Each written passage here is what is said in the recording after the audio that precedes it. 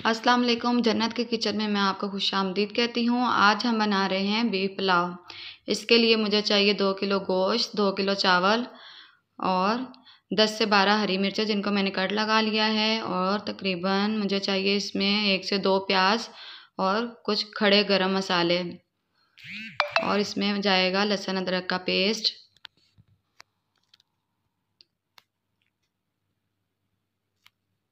और मैं इसमें नमक भी डाल रही हूँ।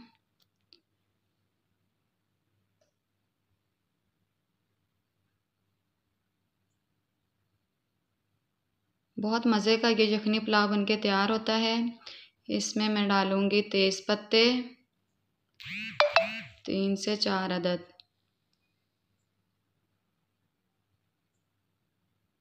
और आखिर में इसमें सूखा धनिया साबुत 1.5 से 2 चम्मच। अब इसको ढककर हम इसको यहाँ तक पका लेंगे कि वो गोश्त हमारा अच्छी तरह से गल के तैयार हो जाए, यखनी तैयार हो जाए। अब एक अलग बर्तन में हमने कुकिंग ऑयल लिया है और इसमें कटा हुआ प्याज डाला है। प्याज को हम गोल्डन ब्राउन कर लेंगे।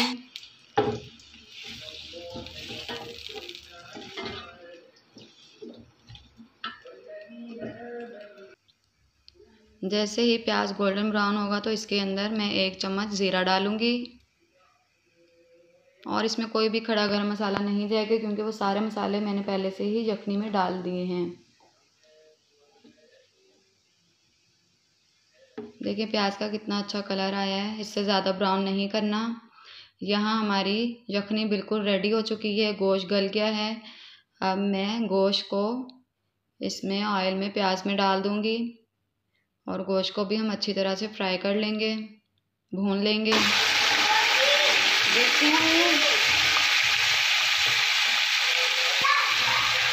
बहुत कम मसाले जाते हैं इस पुलाव में, बस हरी मिर्च और नमक, यही इसमें ख़ास मसाले हैं, और इसमें कोई भी स्पाइसेस नहीं डलते।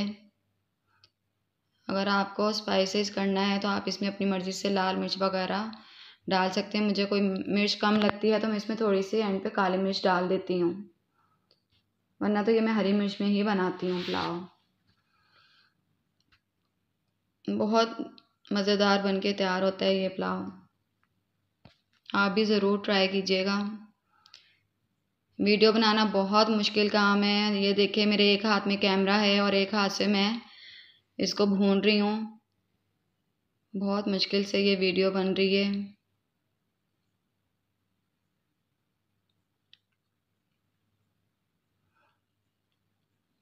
यहाँ गोश्त हम अच्छी तरह से भून लेंगे, और अब इसमें 1 कप दही डालेंगे।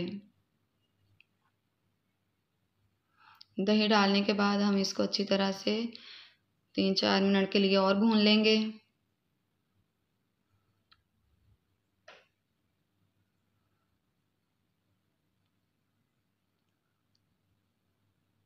आप ज़रूर ये पुलाव बनाइएगा, ट्राई कीजिएगा, और फिर मुझे ज़रूर कमेंट्स में बताइएगा कि कैसा बना है।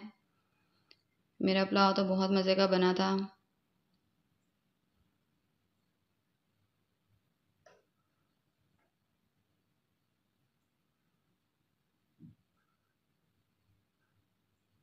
यहाँ पे तैयार की हुई यखनी हम इसके अंदर डालेंगे। आप अपने हिसाब से, चावलों के हिसाब से इसमें पानी डालिएगा। अगर आपको पानी कम लगे, यखनी कम लगे, तो आप अलग से भी इसमें पानी डाल सकते हैं, और नमक चेक कर लीजिएगा। अब इसमें हम चावलों को मैंने तकरीबन आधा घंटा पहले से भिगो के रख दिया था। अब इसमें चावल डालेंगे और इसको ढक देंगे।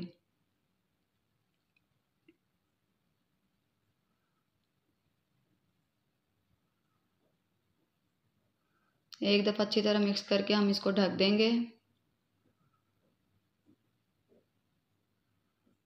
आते आते मेरे को टाइम लग जाएगा। और माशाल्लाह से ये देखें कितना अच्छा पुलाव जो है वो बन रहा है। अभी ये इस पोजीशन पे आ गया है कि अब इसको दम दिया जाए। अब मैं इसको 10 मिनट के लिए दम पे रख दूँगी।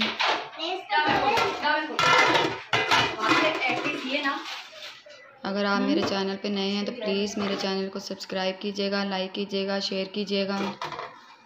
और देखें यहाँ चावलों को दम आ गया है। माशाल्लाह से कितने अच्छे चावल बने बनके।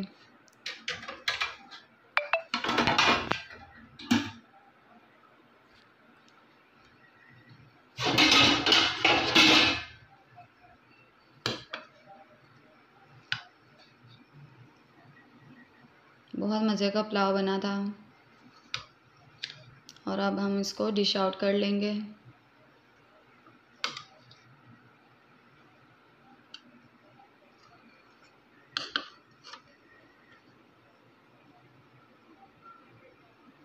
یہاں پر میرا کیمرہ کبھی کدھر جا رہا ہے، کبھی کدھر جا رہا ہے۔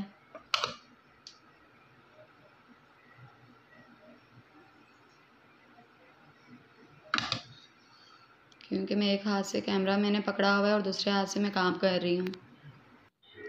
تو دیکھیے یہاں پہ ہمارا چاول ہو گئے ہیں بالکل تیار، اور ہم نے اس کو ڈش آؤٹ کر لیا ہے۔ اب آپ اس کے ساتھ رائتا بنائیں، میں نے بھی اس کے ساتھ کھیرا، پیاز، ٹماٹر، دہی کے ساتھ رائتا بنایا ہے۔ بہت مزے کا یہ پلاؤ لگتا ہے، بہت مزے کا بنتا ہے، یہ ضرور ٹرائی کیجیے گا۔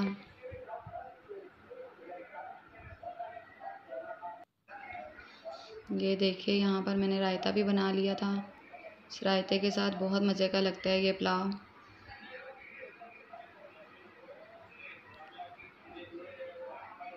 اگر آپ کو میرا پلاؤ پسند آئے تو پلیز کامنٹس میں ضرور بتائیے گا۔ Thank you so much.